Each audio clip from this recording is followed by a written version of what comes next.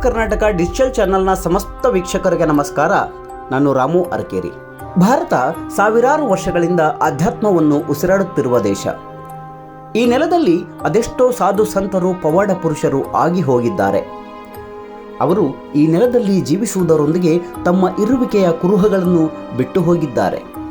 ತಾವಿದ್ದ ಪ್ರದೇಶಗಳ ಜನರ ಬದುಕನ್ನು ಹಸನಾಗಿಸಲು ಶ್ರಮಿಸಿದ್ದಾರೆ. ಆಧ್ಯಾತ್ಮ ಈ ನೆಲದ ಅಸ್ಮಿತೆ, ಜನರ ಉದ್ಧಾರ ಅಂದಿನ ಸಂತರ ಮೂಲೋದ್ದೇಶ. ನಾವು ಇವತ್ತು ಆಧ್ಯಾತ್ಮವನ್ನು ಉಸಿರಾಗಿಸಿಕೊಂಡು ಜನರ ಕಲ್ಯಾಣಕ್ಕಾಗಿ ಶ್ರಮಿಸಿದ ಪ್ರಗತಿಪರ ಯೋಗಿಯೊಬ್ಬರ ಕರ್ಮಭೂಮಿಯ ಕುರಿತು ಹಾಗೂ ಅವರ ಜೀವನ ಚರಿತ್ರೆಯ ಮಾಹಿತಿ ಹೊತ್ತು ತಂದಿದ್ದೇವೆ.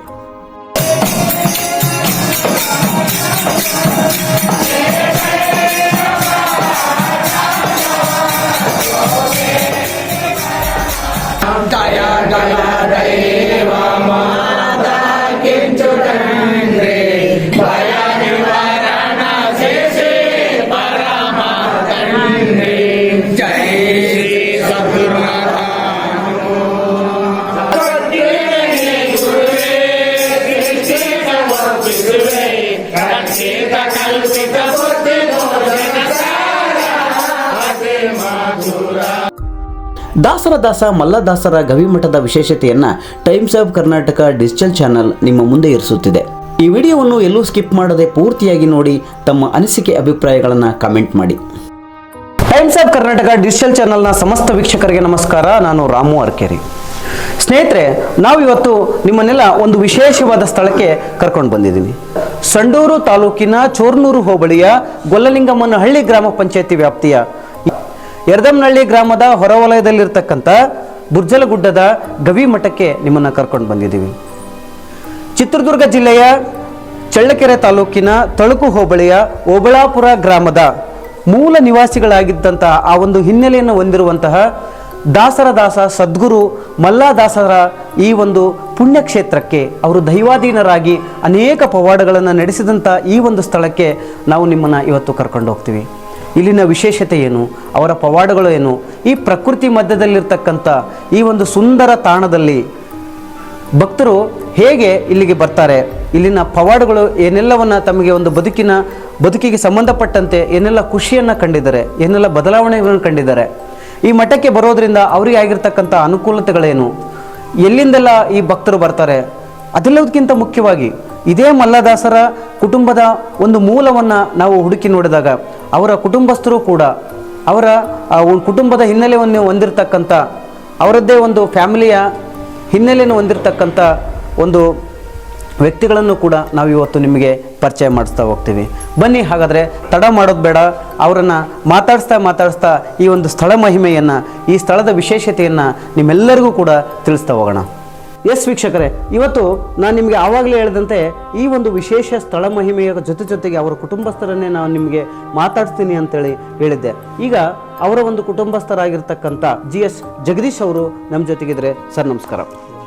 ಸರ್, ಈಗ ಮಲ್ಲದಾಸರ ಕುರಿತಾಗಿ ನಾವು ಇವತ್ತು ಒಂದು ವಿಶೇಷವಾದ ಎಪಿಸೋಡನ್ನು ಮಾಡ್ತಾ ಇದ್ದೀವಿ. ವಿಶೇಷವಾಗಿ ಈ ಒಂದು ಗವಿಮಠದ ಕುರಿತಾಗಿ ಈ ಒಂದು ಮಲ್ಲದಾಸರ ಕುರಿತ ಹಿನ್ನೆಲೆಯನ್ನು ಹೇಳ್ತಾ ಹೋಗೋದಾದರೆ ಅವರು ಎಲ್ಲಿಯವರು, ಮತ್ತು ಅವರು ಈ ಒಂದು ಸಂಡೂರು ತಾಲೂಕಿನ ಯರದಮ್ನಹಳ್ಳಿ ಗ್ರಾಮದ ಈ ಒಂದು ವಿಶೇಷವಾದ ಸ್ಥಳಕ್ಕೆ ಬಂದು ನೆಲೆಸೋಕ್ಕೆ ಕಾರಣ ಆದರೂ ಏನಿತ್ತು ಅಂತ.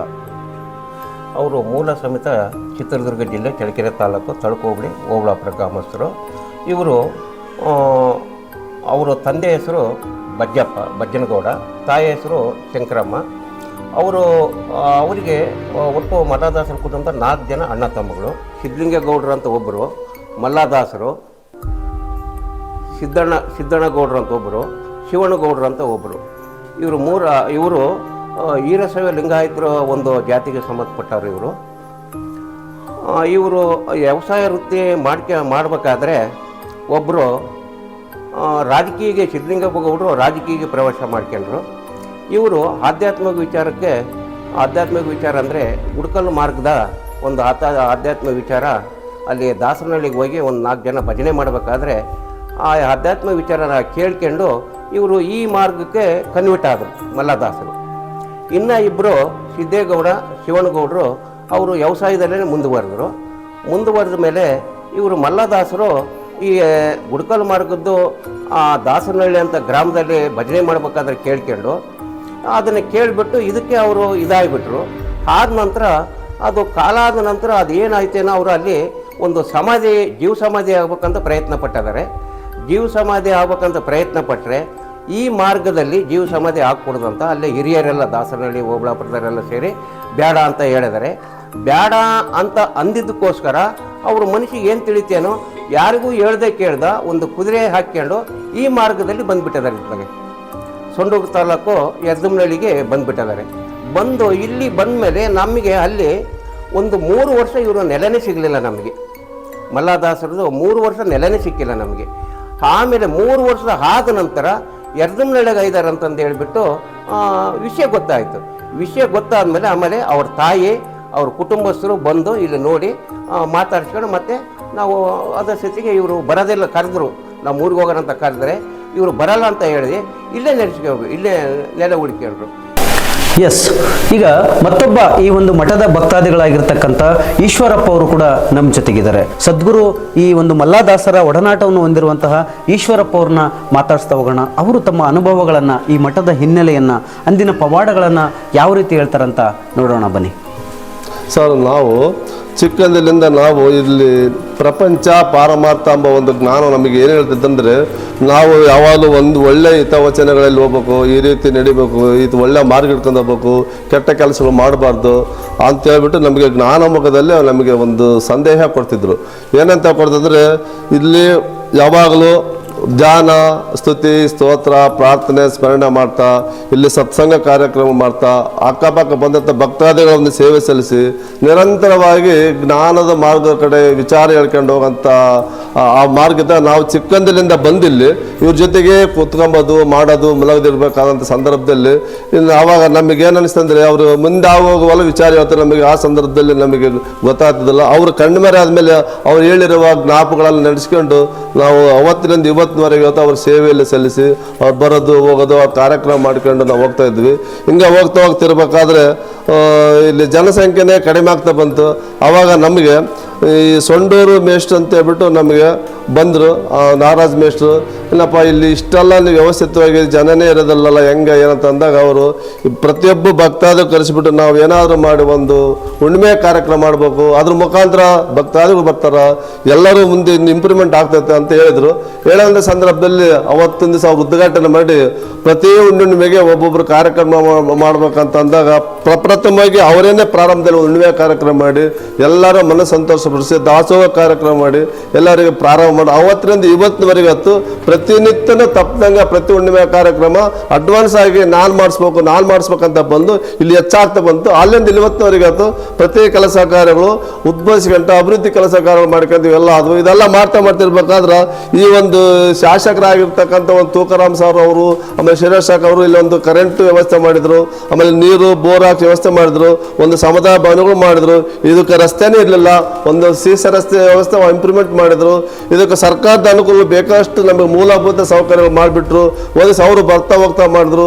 ಕೆಲವು ನಮ್ಮ ಸೊಂಡೂರು ಗೋರ್ಪಡ ಮಹಾರಾಜರು ಕೂಡ ಇಲ್ಲಿ ಹುಟ್ಟಿದ ಹಬ್ಬಗಳು ಇಲ್ಲೇ ಮಾಡ್ತಿದ್ರು. ಅವ್ರು ಬರ್ತಾ ಹೋಗ್ತಾ ಇದ್ದಾಗ ಎಲ್ಲರೂ ಪ್ರಬಲವಾಗಿ ಸುತ್ತಮುತ್ತ ಎಲ್ಲ ಆಂಧ್ರ, ಕರ್ನಾಟಕ ಎಲ್ಲ ಕಡೆ ಭಕ್ತಾದ್ರು ಬಂದು ಪ್ರತಿ ಹುಣ್ಣಿಮೆಗೆ ಬಂದು ಕಾರ್ಯಕ್ರಮ ಮಾಡ್ಕೊಂಡು ದಾಸೋಹ ಮಾಡ್ಕೊಂಡು ಇದ್ರ ಹಿನ್ನೆಲೆಯಲ್ಲಿ ನಮಗೆ ಒಳ್ಳೇದಾಗುತ್ತೆ ಬಂದ ನಮಗೆಲ್ಲ ಒಳ್ಳೇದಾಗ್ತೈತೆ ಆ ಒಂದು ನಂಬಿಕೆ ಇಟ್ಟು ನಾವು ಬರ್ತಾ ಇದೀವಿ ಅಂತಂದು ಎಲ್ಲ ಬಂದು ಕಾರ್ಯಕ್ರಮ ಮಾಡ್ಕೊಂಡು ಎಲ್ಲ ಹೋಗ್ತಾ ಬಂದರು. ಸರ್, ಇನ್ನೊಂದು ವಿಚಾರ, ಈಗ ತಾವು ಸ್ವಾಮಿಗಳ ಒಂದು ಜೊತೆಗೆ ಒಡನಾಟವನ್ನು ಹೊಂದಿರತಕ್ಕಂಥವ್ರು, ಬಹುಶಃ ಅವರು ಒಂದು ಐಕ್ಯರಾದಂಥ ದಿನದ ಒಂದು ನೆನಪನ್ನು ತಾವು ನೆನಪು ಮಾಡ್ಕೊಳ್ಳೋದಾದರೆ ಆ ಒಂದು ವಿಶೇಷತೆ ಏನಾಗಿತ್ತು ಅವತ್ತು ಅವ್ರನ್ನ ಐಕ್ಯವಾಗೋ ಸಂದರ್ಭದಲ್ಲಿ? ಸರ್, ಅವರು ಇನ್ನೊಂದು ವರ್ಷ, ಇನ್ನೊಂದು 3 ತಿಂಗಳಲ್ಲಿ ದೈವದೀನ ಆಗಂಥ ಸಂದರ್ಭದಲ್ಲಿ ಅವರು ಇನ್ನು ಜಾಗರಣೆ ಮಹಾಶಿವರಾತ್ರಿ ಮುಂದಿನ ಒಂದು ತಿಂಗಳಿತ್ತು. ಅದರೊಳಗೆ ಅವರು ಎಲ್ಲರಿಗೂ ಒಂದು ಲೆಟ್ರ್ ಬರೆದ್ರು, ಇದು ಕಡೆ ದಿನಾಂಕದ ಪತ್ರ ಅಂತ ಹೇಳ್ಬಿಟ್ಟು. ಅವ್ರಿಗೆ ಅವ್ರ ಶರೀರ ಬಗ್ಗೆ ನಾವು ಕಣ್ಮೇರೆ ಆಗ್ತೀವಿ, ನಾವು ಇನ್ನು ಮುಂದೆ ಇರೋಕ್ಕಾಗಲ್ಲ ಅಂತ ಅವ್ರ ಮನಸ್ಸಿಗೆ ಅನಿಸಿತ್ತು. ಹಂಗಾಗಿ ಅವತ್ತು ದಿವಸ ಎಲ್ಲರೂ ಬಂದು ಇಲ್ಲೆಲ್ಲ ನೋಡ್ಕೊಂಡು ಹೋಗೋದ್ರಾಗ ಅವರಿಗೆಲ್ಲ ಈ ಒಂದು ವ್ಯವಸ್ಥೆಯಲ್ಲಿ ಅವರು ಮಾಡಿ ನಮಗಿದೆಲ್ಲ ಒಂದು ದಾರಿ ತೋರಿಸ್ಕೊಟ್ರು ಸರ್ ಅವರೆಲ್ಲ. ಸರ್ ಅವರು ನಾವು ಭಜನೆ ಬಂದಿವಿ, 9 ಗಂಟೆಗೆ ಬಂದಿವಿ. 10 ಗಂಟೆ 11 ಗಂಟೆ ತನಕ ನಾವು ಭಜನೆ ಮಾಡಿದ್ವಿ. ಭಜನೆ ಮಾಡ್ಕೊಂಡು ಮುಗಿಸ್ಕೊಂಡು ಹೋದ್ವಿ. ಹೋದ್ಮೇಲೆ ಇಲ್ಲೊಬ್ರು ಶಿಷ್ಯರಿದ್ರು, ಈಶ್ವರಣ್ಣ ಅಂತ ಹೇಳ್ಬಿಟ್ಟು. ಆತ ಹೋಗಿ ಒಂದು ಗಂಟೆ ಒಳಗಾಗಿ ಸ್ವಾಮಿಯವರು ದೈವಾಧೀನರಾದ್ರಪ್ಪ ಅಂತ ಸುದ್ದಿ ತಂದಲ್ಲಿ ನಾವೆಲ್ಲ ಬಂದು ನೋಡಿದಂಥ ಸಂದರ್ಭದಲ್ಲಿ ಅವರು ಇಲ್ಲಿ ಶರೀರ ಬಿಟ್ಟಿದ್ರು, ದೈವಾಧೀನರಾಗಿದ್ರು. ಆ ಸಂದರ್ಭದಲ್ಲಿ ನಾವೆಲ್ಲ ನೋಡ್ತಿದ್ದು, ಎಲ್ಲರಿಗೆ ವಿಚಾರ ತಿಳಿಸಿ ಮಾಡಿ ಅವತ್ತು ದಿವಸ ನಾವೆಲ್ಲರಿಗೆ ಹಿಂಗೆ ಆಗೈತೆ ಬರ್ಬೇಕಂತ ಹೇಳಿದಾಗ ಎಲ್ಲ ಭಕ್ತಾದ್ರು ಬಂದು ಆ ಕಾರ್ಯಕ್ರಮವನ್ನೆಲ್ಲ ಮಾಡ್ಕೊಂಡು ಈ ಸಂಸ್ಕಾರ ಮಾಡಿ ಸಮಾಧಿ ಮಾಡಿ ಹೋದ ಸಮಯ. ಸದ್ಗುರು ಮಲ್ಲಾದಾಸರ ಗವಿ ಮಠದ ಸುದೀರ್ಘ ಅವಧಿಯ ಶಿಷ್ಯರಾಗಿರ್ತಕ್ಕಂಥ ಸಂಡೂರಿನ ದೇವರ ಮನೆ ನಾಗಪ್ಪ ಶಿಕ್ಷಕರು ಅವರು ಕೂಡ ಈ ಒಂದು ಮಠಕ್ಕೆ ನಿರಂತರವಾಗಿ ಭಕ್ತರು, ಜೊತೆಗೆ ಈಗ ಹಾರ್ಡ್ ಫ್ಯಾನ್ ಅಂತಾರಲ್ಲ ಆ ರೀತಿಯಾಗಿ ಈ ಮಠದ ಯಾವತ್ತೂ ಕೂಡ ಗಟ್ಟಿ ಸ್ತಂಭವಾಗಿ ನಿಲ್ಲುವಂಥವ್ರು. ಜೊತೆಗೆ ಈ ಒಂದು ಮಠಕ್ಕೆ ಸಾಕಷ್ಟು ಬದಲಾವಣೆಗಳನ್ನು ಮಾಡಲಿಕ್ಕೆ ಅವ್ರದ್ದೇ ಆಗಿರ್ತಕ್ಕಂಥ ಐಡಿಯಾಗಳನ್ನು ಶೇರ್ ಮಾಡೋದ್ರ ಮೂಲಕ ಮಠಕ್ಕೆ ಭಕ್ತರನ್ನೆಲ್ಲ ಒಂದುಗೂಡಿಸ್ಕೊಂಡು ಎಲ್ಲ ಒಂದು ಸಹಪಾಠಿಗಳನ್ನು ಒಂದುಗೂಡಿಸ್ಕೊಂಡು ತಾವು ಕೂಡ ಈ ಒಂದು ಮಠಕ್ಕೆ ತಮ್ಮದೇ ಆಗಿರ್ತಕ್ಕಂಥ ಕೊಡುಗೆ ಕೊಡುವಂಥ ಕೆಲಸವನ್ನು ಮಾಡಿದ್ದಾರೆ. ಅವರು ಕೂಡ ಈ ಮಠದ ಬಗ್ಗೆ ಏನು ಹೇಳಿದ್ದಾರೆ ಅಂತ ನೋಡೋಣ ಬನ್ನಿ. ಯಾವಾಗಿಂದ ತಾವು ಈ ಒಂದು ಮಠಕ್ಕೆ ಭಕ್ತರಾದ್ರಿ, ಅದರ ಹಿನ್ನೆಲೆ ಏನಾಗಿತ್ತು, ಮತ್ತು ಈ ಮಠದ ವಿಶೇಷಿತವಾಗಿ ತಾವು ಕೂಡ ಒಬ್ಬ ಶಿಕ್ಷಕರಾಗಿ ಇಲ್ಲಿನ ಅಷ್ಟೂ ಘಟನೆಗಳನ್ನು ಬಹುಶಃ ನೆನಪಿಟ್ಟಿರ್ತೀರಿ. ಈ ಒಂದು ಮಠದ ಹಿನ್ನೆಲೆ ಮತ್ತು ತಾವು ಈ ಮಠಕ್ಕೆ ಯಾವ ರೀತಿಯಾಗಿ ಬಂದ್ರಿ? ಬಳ್ಳಾರಿ ಜಿಲ್ಲಾ ಸಂಡೂರು ತಾಲೂಕು ಗ್ರಾಮದಲ್ಲಿರ್ತಕ್ಕಂಥ ನಮ್ಮ ತಂದೆ ಹೆಸರು ಫಕೀರಪ್ಪ, ತಾಯಿ ಹೆಸರು ಯಲ್ಲಮ್ಮ, ನನ್ನ ಹೆಸರು ನಾಗಪ್ಪ ದೇವ್ರ ಮನೆ, ನಮ್ಮ ತಮ್ಮನ ಹೆಸರು ಕುಮಾರಸ್ವಾಮಿ, ತಂಗಿ ಹೆಸರು ರೇಣುಕಮ್ಮ. ಇದು ನಾವು ಚಿಕ್ಕ ಕುಟುಂಬ. ಚಿಕ್ಕ ವಯಸ್ಸಿನಲ್ಲಿ 5ನೇ ತರಗತಿಯಲ್ಲಿ ನಮ್ಮ ತಂದೆಯವರು ದೈವಾಧೀನರಾದರು. ಅಲ್ಲಿಂದ ನನ್ನ ವಿದ್ಯಾಭ್ಯಾಸ ಕೂಡ ನಮ್ಮ ತಾಯಿ ಅಧೀನದಲ್ಲಿ ಕಷ್ಟಪಟ್ಟು ಹೈನುಗಾರಿಕೆ ಮಾಡ್ಕೊಂತ ನಮ್ಮ ಜೀವನ ಸುಖಮವಾಗಿ ಕಷ್ಟದಲ್ಲಿ ಓದಿಸ್ಕೊಂತ ನಮ್ಮ ಭಾಳ ಕಷ್ಟದಲ್ಲಿ ಬಂದಂಥ ವಿದ್ಯಾರ್ಥಿ. ಆ ಸಂದರ್ಭದಲ್ಲಿ ಓದೋದು ಕೂಡ ಭಾಳ ಕಷ್ಟವಾಗಿತ್ತು.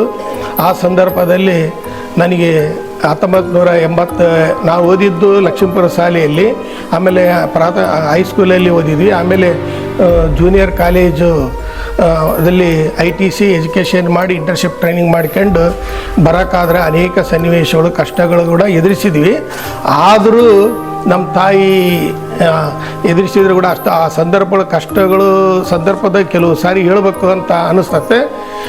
ಆದರೂ ಆ ಸಂದರ್ಭದಲ್ಲಿ ಎಂಥ ಸನ್ನಿವೇಶಗಳು ಒದಗಿ ಬಂತಪ್ಪ ಅಂತಂದರೆ, ನಮ್ಮಪ್ಪರ ದೈವಾಧೀನ ಆದಾಗ ಒಂದು 25 ಎಮ್ಮೆಗಳು ಇದ್ದು, 25 ಎಮ್ಮೆಗಳು ಕೂಡ ದೈವಾಧೀನ ಆದವು. ದೂರದೈವ ನಮ್ಮದಾಗ 2 ಸಂಬಳದಾಳುಗಳು ಇದ್ದರು, ಕಷ್ಟಪಟ್ಟ ಕೆಲಸ ಕೂಡ ಮಾಡ್ತಿದ್ರು. ಆದರೂ ಆ ಕಷ್ಟದಲ್ಲಿ 85ರಲ್ಲಿ ನಮಗೆ ಆಕ್ಸಿಡೆಂಟ್ ಆಗಿಬಿಡ್ತು. ಬರೋಬ್ಬರಿ ಆಕ್ಸಿಡೆಂಟ್ ಆದಾಗ ಆ ಸನ್ನಿವೇಶಗಳು ನೆನೆಸಿಕೊಂಡ್ರೆ ಭಾಳ ದುಃಖಕರವಾದ ಸನ್ನಿವೇಶಗಳು. ಆಗ ನಮ್ಮ ಅಬ್ದುಲ್ ರಜಾಕ್ ಮೇಷ್ಟ್ರು ನಮಗೆ ಆತ್ಮೀಯ ಗುರುಗಳು, ಅವರು ಮನೆಯಲ್ಲೇ ನಾನು ವಿದ್ಯಾಭ್ಯಾಸ ಮಾಡಿದ್ದು. ಅವರೇ ನನಗೆ ಈ ITC ಎಜುಕೇಷನಿಗೆ ಹೋಗೋಕ್ಕೆ ಪ್ರೇರಣೆ ಮಾಡಿದರು. ಕೆಲವು ಸನ್ನಿವೇಶಗಳು ಭಾಳ ಕಷ್ಟಕರವಾಗಿರ್ತವೆ. ಆದರೂ ಕೂಡ ಅವನ್ನೆಲ್ಲ ಇವಾಗ ಹೇಳ್ಬೇಕಾದ್ರೆ ಅಷ್ಟು ಜೀವನ ಚರಿತ್ರೆ ಭಾಳ ಕಷ್ಟಕರವಾಗಿ ಐತೆ. ಅದನ್ನು ಒಂದೊಂದೇ ಹೇಳಿದರೆ ನಮ್ಮ ತಾಯಿಗೆ ಆ ಸನ್ನಿವೇಶದಲ್ಲಿ ಭಾಳ ಕಷ್ಟ ಪರಿಸ್ಥಿತಿ, ಬಂಗಾರ ಒಡವೆ ತಾಳಿ ಗೀಳಿ ಎಲ್ಲ ಮಾರಿಕೊಟ್ಟ ಸನ್ನಿವೇಶಗಳು ಒದಗಿ ಬಂದು, ಅದು ಏನೇ ಅವೆಲ್ಲ ಕಷ್ಟದಲ್ಲಿ ನಾವೆಲ್ಲ ಓದಿದ್ದೀವಿ. ಆದರೂ ಅಲ್ಲಿ ಕೂಡ್ಲಿಗೆಗೆ ಓದೋಕ್ಕಾದರೆ 1600 ರೂಪಾಯಿ ಫೀಸ್ ಕಟ್ಟೋಕ್ಕಾದ್ರೆ ಕೂಡ ಭಾಳ ಕಷ್ಟ ಪರಿಸ್ಥಿತಿ ಇತ್ತು. ಆ ಸಂದರ್ಭದಲ್ಲಿ ಒಡವೆಗಳೆಲ್ಲ ಕೊಟ್ಟಲು. ಆ ಸನ್ನಿವೇಶದಾಗ ಭಾಳ ದುಃಖಕರವಾಯಿತು. ಅವ್ನು ಮಾರಿ ಓದೋಂಥ ಪರಿಸ್ಥಿತಿ ಬಂತಲ್ಲಪ್ಪ, ಇನ್ಮ್ಯಾಕಿಂಥ ಕಷ್ಟಗಳು ಯಾರಿಗೂ ಬರಬಾರ್ದು ಅಂತೇಳಿ ದುಃಖಕರವಾಗಿದ್ದು ಆ ಸನ್ನಿವೇಶದಲ್ಲಿ ಓದಿದ್ವಿ. ಆ ಸನ್ನಿವೇಶದಲ್ಲಿ ಪಾದರಕ್ಷೆ ಕೂಡ ನಮಗಿದ್ದಿಲ್ಲ. ಇವು 15 ರೂಪಾಯಿ ಕೊಟ್ಟು ತಾನದು ಕೂಡ ಆಗ್ತಿದ್ದಿಲ್ಲ. ಆವಾಗ ನಮ್ಮ ಸಿದ್ದೇಶ್ವರ ಕನ್ನಡ ಪ್ರೊಫೆಸರ್ಗಳು ಲೆಕ್ಚರ್ ಉಪನ್ಯಾಸಕರು ಹೇಳಿದರು, ಏನಪ್ಪ ಅದು ಇದು ದುರ್ಚಟ ಕಲಿದರೆ ಕಾಲ ಚಪ್ಪಲಿ ಕೂಡ ಬರಲ್ಲ ಅಂದಾಗ ನಮ್ಮಮ್ಮರು ಬಂದು 15 ರೂಪಾಯಿ ಕೊಟ್ಟು ಹಾಲು ಕೊಡೋರ್ತಲ್ಲಿ ಕೊಡಿಸಿದರು. ಅವೆಲ್ಲ ಆದಮೇಲೆ ನಮ್ಮ 88ರಾಗ ನಾನು ಗೌರವಧನ ಟೀಚರಾಗಿ ಲಕ್ಷ್ಮೀಪುರ ಶಾಲೆಗೆ ಸೇರ್ಕೊಂಡೆ. ಭಾಳ ಸಂತೋಷದ ವಿಷಯ. ಅಲ್ಲಿ 9 ವರ್ಷ ಕೆಲಸ ಗೌರವಧನ ಶಿಕ್ಷಕಾಗಿ ಕೆಲಸ ಮಾಡಿದ್ವಿ. ಅಲ್ಲಿಂದ 1996 16ನೇ ತಾರೀಕು 2ನೇ ತಿಂಗಳು 1996 ಉಲ್ಬಸಪ್ಪ ಕ್ಯಾಂಪ್ನಲ್ಲಿ ಹೆಡ್ಮೇಸ್ಟರ್ ಆಗಿ ಕೆಲಸ ಮಾಡಿದ್ವಿ. ಆ ಹೆಡ್ಮೇಸ್ಟರ್ ಕೆಲಸ ಸನ್ನಿವೇಶಗಳಲ್ಲಿ ಭಾಳ ಘಟನೆಗಳು ನಡೆದು, ಅಲ್ಲಿ ಒಂದು ಗುಡಿಸಲು ಇದ್ದಿಲ್ಲ, ಒಂದು ಯಾವುದು ಸರ್ಕಾರದಿಂದ ಒಂದು ಶಾಲೆ ಇದ್ದಿಲ್ಲ, ಏನಿದ್ದಿಲ್ಲ. ಉಲ್ಬಸಪ್ಪ ಗುಡಿ ಮುಂದೆನೇ ಒಂದು ವಾರಿ ಚಪ್ಪರ ಹಾಕ್ಕೊಂಡು ಅವರು ಅವಿದ್ಯಾವಂತರಾಗಿದ್ದರು. ಕೆಲಸ ಕೂಡ ಗುಡಿಸ್ಲಿಕ್ಕೊಂಡು SC ST ಜನಾಂಗ ಭಾಳ ಕಷ್ಟ ಪರಿಸ್ಥಿತಿಯಲ್ಲಿ ಇದು ಮಾಡ್ತಿದ್ರು. ಅವರಿಗೆ ಶಾಲೆ ಅಂದರೆ ಗೊತ್ತಿಲ್ಲ, ಮಕ್ಕಳು ವಿದ್ಯಾಭ್ಯಾಸ ಅಂದ್ರೆ ಗೊತ್ತಿಲ್ಲ. ಅಲ್ಲಿಂದ ನಾವು ಹೋದಾಗ ಗುಡಿಸಲು ಹಾಕಿ ಎಲ್ಲ ಮಾಡಿದಾಗ ಒಂದು ಸಾರಿ ಫೋಟೋ ತಂದು ಕ್ಯಾಮ್ರಾ ತೆಗಿಯಕ್ಕಂತ ಸರಸ್ವತಿ ಪೂಜೆ ಪ್ರಾರಂಭ ಮಾಡೋಣ ಅಂತ ಹೇಳಿದಾಗ ಹುಡುಗರೆಲ್ಲ ಓಡೋಗ್ಬಿಟ್ಟಿದ್ರು. ಮಕ್ಕಳು ಫೋಟೋದಾಗ ಕ್ಯಾಮ್ರಾದಾಗ ಹಾಕ್ಕೊಂಡು ಹೋಗ್ಬಿಡ್ತಾರಲ್ಲ ಅಂತ ಆ ಸನ್ನಿವೇಶದ ಮತ್ತೆ ಕರೆದು ಸರಸ್ವತಿ ಪೂಜೆ ಮಾಡಿ ಅಲ್ಲೆಲ್ಲ ಸನ್ನಿವೇಶಗಳು ಅವ್ರಿಗೆ ಒಂದು ಜಾಗೃತಿ ಮಾಡಿ ಒಂದು ಒಳ್ಳೆಯ ಪರಿಸರ ಮಾಡಿ ಇವತ್ತಿನ ದಿನ ಕೋಟಿಗಟ್ಟಲೆ ಶ್ರೀಮಂತರಾಗಿ ನಂದಿಹಳ್ಳಿ ಪಕ್ಕದಾಗ ಒಂದು ಜಾಗಗಳು ಕೊಟ್ಟು ಅವರು ಉಪಜೀವನ ಚೆನ್ನಾಗಿ ಮಕ್ಕಳು ಕೂಡ ಎಲ್ಲ ವಿದ್ಯಾಭ್ಯಾಸ ಚೆನ್ನಾಗಿ ಮಾಡ್ತಾಯಿದ್ರೆ. ಅಲ್ಲಿಂದ ಹೆಚ್ಚುವರಾಗಿ ತಾರಾನಗರಕ್ಕೆ ಹೋದ್ಮೇಲೆ ಅಲ್ಲಿ ನನಗೆ ಜನಮೆಚ್ಚಿದ ಶಿಕ್ಷಕ ಅಂತ ಪ್ರಶಸ್ತಿ ಕೊಡ್ತು. ಅಲ್ಲಿಂದ ನಾನು ಲಕ್ಷ್ಮೀಪುರಕ್ಕೆ ಪುನಃ ಟ್ರಾನ್ಸ್ಫರ್ ಆಗಿ ವರ್ಗಾವಣೆ ಆಗಿ ಬಂದೆ. ಅಲ್ಲಿ ಬಂದಾಗ ಅಲ್ಲಿ ನಮಗೆ ಹೆಚ್ಚುವರಿಯಾಗಿ ವರ್ಗಾವಣೆಗೆ ಬಂದಾಗ ಅಲ್ಲಿ ನಮ್ಮ ಸೋಮಣ್ಣವರು, ಸಣ್ಮುಖಪ್ಪರು, ಮೋಡಿ ಸಣ್ಮುಖಪ್ಪರು ಇವರೆಲ್ಲರೂ ಒಂದು ಸತ್ಸಂಗವನ್ನು ಮಾಡ್ತಿದ್ರು. ಅದರಲ್ಲಿ ಸೋಮಪ್ಪರ ಮಗ ಶಾಂತಕುಮಾರ್ ಅಂತೇಳಿ ಡಾಕ್ಟ್ರು, ಅವರು ನಮ್ಮ ವಿದ್ಯಾರ್ಥಿ. ಇಲ್ಲಿ ನಾಗರಾಜ್, ಅವಾಗ ನನಗೆ ನಾಗಪ್ಪ ದೇವ್ರ ಮನೆ ಅಂತಿದ್ರು. ಲಕ್ಷ್ಮೀಪುರದಲ್ಲಿ ನಾಗರಾಜ್ ಸಾರ್ ಅಂತ, ಜನಬಳಕೆಯಲ್ಲಿ ನಾಗರಾಜ್ ಸಾರ್ ಅಂತಾರೆ. ನಮ್ಮದು ಪೂರ್ತಿ ಹೆಸರು ನಾಗಪ್ಪ ದೇವ್ರ ಮನೆ ಅಂತ. ಇಲ್ಲಿ ನಾಗರಾಜ್ ಮಿಶ್ರ ಬಂದರು, ಪ್ರವಚನ ಕೈಲಿ ಗುರುಗಳು ಬಂದ್ದಾರೆ, ಕರ್ಕೊಂಬರೋನು ಅಂತ ಕರಿ ಅಂತಂದಾಗ ಅವತ್ತು ನಾನು ಸಾಯಂಕಾಲ ಹೋದಾಗ ಅಲ್ಲಿ ಬಸವಣ್ಣಪ್ಪರ ಅಂತ ಗುರುಗಳು ಬಂದಿದ್ದರು. ಆ ಗುರುಗಳು ಎಲ್ಲ ಪ್ರವಚನ ಮಾಡಿದಾಗ ನೀವು ಒಂದು ಸ್ವಲ್ಪ ಆಧ್ಯಾತ್ಮಿಕ ವಿಚಾರ ಬಗ್ಗೆ ಮಾತಾಡಬೇಕು ಅಂದಾಗ ನನಗೆ ಅದ್ರ ಬಗ್ಗೆ ಆಸಕ್ತಿ ಕಡಿಮೆ ಸರ್, ಏನು ಇದಿಲ್ಲ ಅಂದಾಗ ಅವರು 4 ಮಾತಾಡಿದಾಗ ಅವ್ರು ಬಸವಣ್ಣಪ್ಪರು ಒಳ್ಳೆ ವಿಚಾರವಂತರದಾರೆ, ಇವ್ರನ್ನ ಯಾಕೆ ಗುರುಗಳಾಗಿ ಇದು ಮಾಡಬಾರ್ದು ಅನ್ನೋ ಒಂದು ಇದನ್ನು ಮಾಡಿದರು. ಆ ಸಂದರ್ಭದಲ್ಲಿ ಅಲ್ಲಿ ಒಂದು ಇಬ್ಬರು ಇದ್ದರು, ಸೋಮಣ್ಣ ಅಂತೇಳಿ.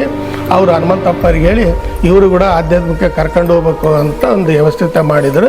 ಆದರೂ ನಮ್ಮ ತಾಯಿಗೆ ನನ್ನೊಂದು ಆಸೆ ಇತ್ತು, ನಾನು ಪೂರ್ತಿ ಬ್ರಹ್ಮಚಾರಿ ಆಗಿರ್ಬೇಕು ಅಂತ ನಾನು ಆಸಕ್ತಿ ಪಟ್ಟಿದ್ದೆ. ನಮ್ಮಮ್ಮಗೆ ಹೇಳಿದ ಒಂದು ಮಾತು, ನಾನು ಉಲ್ಬಸಪ್ಪ ಕ್ಯಾಂಪಿಗೆ ಹೋದಾಗ ನಾನು ಎಲ್ಲ ಬ್ರಹ್ಮಚಾರಿಯಾಗಿ ಇದ್ದು ಬಿಡ್ತಮ್ಮ, ಇದು ಯಾವುದು ಬೇಡ, ಮದುವೆ ಬೇಡ, ಏನು ಬೇಡ ಅಂದಾಗ ನಮ್ಮಮ್ಮರು ಸಿಟ್ಟಿಲಿಂದ ನೀನು ದೊಡ್ಡ ಮೇಷ್ಟ್ರು ಬಿಡಪ್ಪ, ನೀನು ಭಾಳ ಬುದ್ಧಿವಂತ, ನೀನು ಇಂಥ ಸಂಸಾರದಾಗಿದ್ದು ಯೋಗಿ ಆಗ್ಬೇಕು ಅಂತ ಬಸವಣ್ಣವರು ಬೇಕಾದಂಥ ಶರಣರೆಲ್ಲ ಸಂಸಾರದಾಗಿದ್ದೇನೆ ಯೋಗಿಗಳಾಗ್ಯಾರೆ. ನಿನ್ನ ಸಂಸಾರದ ಬಗ್ಗೆ ಗಂಧ ಗೊತ್ತಿಲ್ಲ ಅಂತಂದರೆ ನೀನು ಹೆಂಗೆ ಆಧ್ಯಾತ್ಮಿಕಕ್ಕೆ ಹೋಗೋಕ್ಕೆ ಸಾಧ್ಯ ಆಗ್ತದೆ ಅನ್ನೋ ಮಾತು ಒಂದು ಸ್ಪಷ್ಟವಾಗಿ ಒಂದು ಮಾರ್ಗದರ್ಶನ ಮಾಡಿದ್ಲು. ನೀನು ಏನೇ ಆದರೂ ಕೂಡ ಮುಂದೆ ನೀನು ಯಾವುದಕ್ಕೆ ಹೋದರೂ ಕೂಡ ಮೊದಲು ಸಂಸಾರದಾಗಿದ್ದು ಈಜ್ಬೇಕಪ್ಪ, ಅದರಲ್ಲಿ ಹೋಗಿ ನೀನು ಚೆನ್ನಾಗಿ ಆದರೂ ಮಾತ್ರ ಮುಂದೆ ನೀನು ಆಧ್ಯಾತ್ಮಿಕಕ್ಕೆ ಹೋಗ್ಬೇಕಂತ ಸ್ಫೇರಣೆ ಮಾಡಿದಾಗ ಇವರು ನಮ್ಮನ್ನು ಕರ್ಕೊಂಡೋಗಿ ಸೋಮಣ್ಣ ಹನುಮಂತಪ್ಪರು ಕರ್ಕೊಂಡೋಗಿ ಬಳ್ಳಾರಿ ಹತ್ರ ಅಂದ್ಯಾಳ ಇರ್ತಕ್ಕಂಥ ಆದಿಕೇಶವ ಸ್ವಾಮಿ ಹತ್ರಲ್ಲೇ ಆಶೀರ್ವಾದ ಮಾಡಿಸ್ಬೇಕಂತ ಕರೆದ್ರು.